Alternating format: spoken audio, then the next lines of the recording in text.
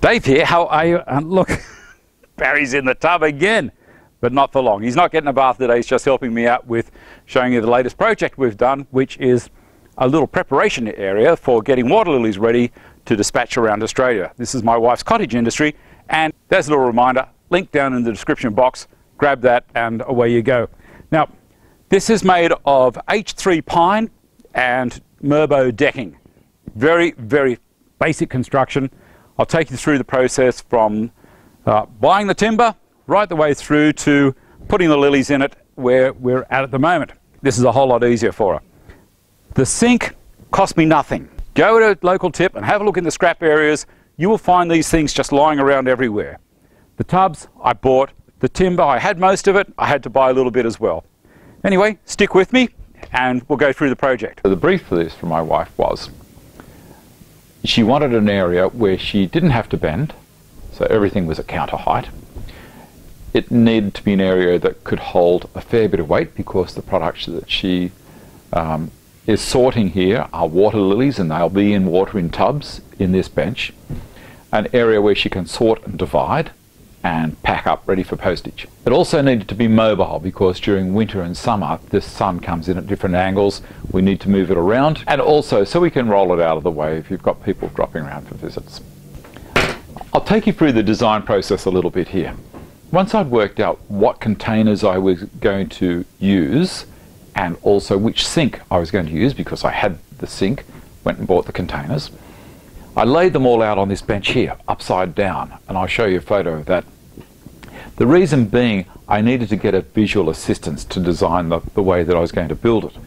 So once it was all laid out, I could look at it and thought, right, well, I can put a piece of timber down the centre, timber down either side, across there, and little dividers through.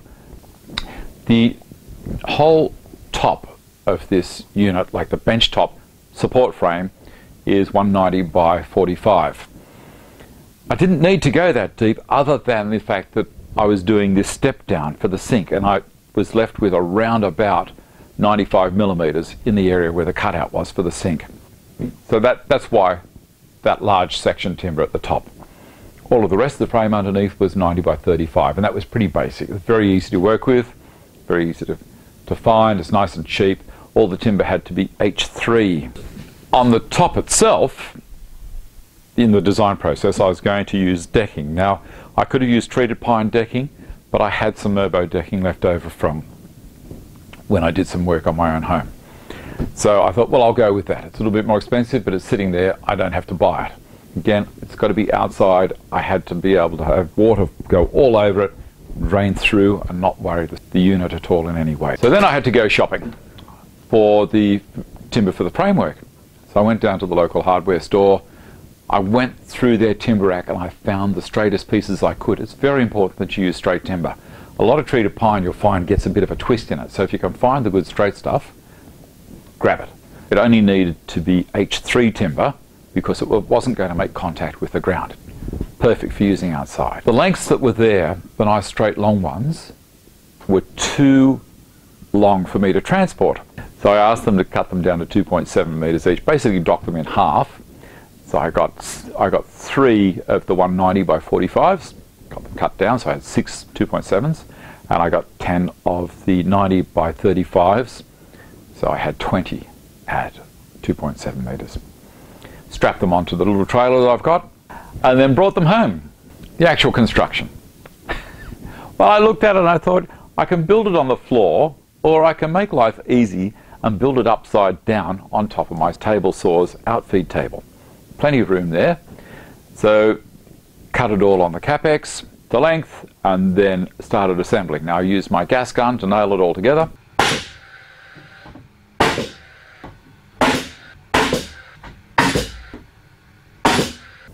If you haven't got a gas gun, doesn't matter. Use a hammer and nails. Just make sure they're galvanized. Nailed it all together, and then on the ends I wanted a little bit more strength because that timber, once it's out in the weather, it can start to get a bit of a twist up. Pine's a little bit unpredictable like that. So I use batten screws. Now these are 100 millimeters long, 4-inch, and I always like to try and pre-drill if I can, because I find that 90% of the time they'll work, but sometimes the timber will split And you'll think to yourself, why didn't I just pre-drill it? Anyway, so did all that.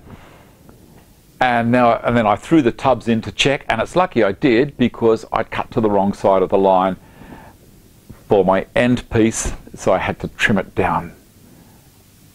What a wally. But anyway, I trimmed it down and popped the tubs back in, and it worked perfectly. I nailed in all of the trimmers across, and then we had to move on to the subframe and the legs. Now the legs, I decided that I wanted some strength in the legs, so I used two pieces of 90 by 35 together. One was a full length and the other one was segmented because I had cross rails. So the leg was supporting the frame at the top and also the intermediate levels as well. Whilst it was up on the table, I got as much of it done as possible. You get to a point where you think, if I keep building this, I'm never going to be able to get it off. It's going to be too heavy. So I made the call when I had the legs on and part of the subframe on. Dragged it down off the table, put it on the floor, continued building it, nailed on the trimmers for the cantilevers, and did all of that stuff. Nailed all around the outside, and you know, a nail gun makes life a whole lot easier. Next part is put the wheels on. The casters, and these are locking casters, and they take a lot of weight. It's the only casters I use in the workshop, and I've never been let down by them. They've got a beautiful rubber tire on them that just glides. Love them. Now with the legs, you'll notice that I'm nailing a few blocks in here as well, and also these support members for the frame, for the subframes. The nails were coming through ever so slightly, so I thought, someone's going to catch their finger on it, because they're not going to know it's there. I could have either filed it off and spent an age there, or just grabbed the angle grinder and nipped them off, and it works great. Then you'll see also that up at the top of the leg, where it goes onto the 190 by 45s, the main frame up the top, I've put two screws in. Now these are big batten screws, but they're 3" this time. And the reason they're there, and you'll notice I've put them diagonally opposed to each other, so to stop the whole thing racking. I didn't want any side move. I didn't want to have any cross members there if possible. It just makes sense. If you've got the width of timber, put your fixings in this manner. It makes for a stronger job. The part that's taking the most weight in this is the second level from the top. It is where the tubs are actually sitting on top of. The top is basically trim, but this second level is where the tubs sit on. Now I have cantilevered sections going out either side to support the outside tubs. There's 4 tubs sitting on the outside. So I've created these cantilevering braces, and we nail those in, and then they make a big difference. They also assist in racking. We'll stand her up, and that's fun in itself, but if you use your brains, it's not that hard to do things on your own. But if you can't do it, by all means, get someone to give you a hand.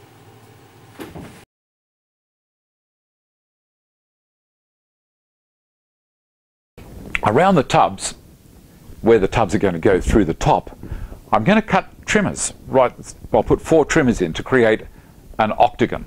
Now, they don't really need the support. What these are for is for something to nail the decking to on the top, because I'm going to be cutting 45s and all sorts of weird stuff, and I'm not going to have any area to nail to. Now, as I mentioned before, I had to create an area for the sink to drop down, because this particular sink, you don't have to do this if you build one of these, but this particular sink had a splashback already built into it in the stainless steel manufacture. There was the sink, the draining board preparation area, and a splashback all the way around. It's just how it was built. So I had to lower it down. Now to do that, to stop any splitting in this 190 by 45, I found the corner of where I was going to be cutting down to. So I marked out the cutout. Then I got a drill with a 20mm speed bore, and I drilled a hole straight through those 2 corners. Now the reason you do this is to stop any actual point for a split to develop. It's a whole lot stronger if you've got a circle. It doesn't know where to check, and is sharing the load around that circle. If you're my vintage, you might have seen timber stools or benches at school. Outside of the school that I went to, we had a lot of seats that you could move around, and they were timber benches, and they had a piece of board at the end that was the leg, and the leg was made into 2 feet by a triangular cut. Then at the top there was a circle, and that circular cutout was for exactly the same reason. It was to stop the leg splitting. I cut either side and across the bottom, and then I got the pocket hole jig out, and I used it in a transportable block. This is the second time that I've used it like this, and it was very handy because I can't get the whole jig in there and clamp it on. I used a face clamp and locked it on to this piece of timber, drilled some pocket holes so I could secure into the plywood base that the sink had. And that works very, very well. So now I've got the sink in there, and it's time to start putting the decking on. I like to put a decking trim around the perimeter on the side to start with, just so that it looks a whole lot neater.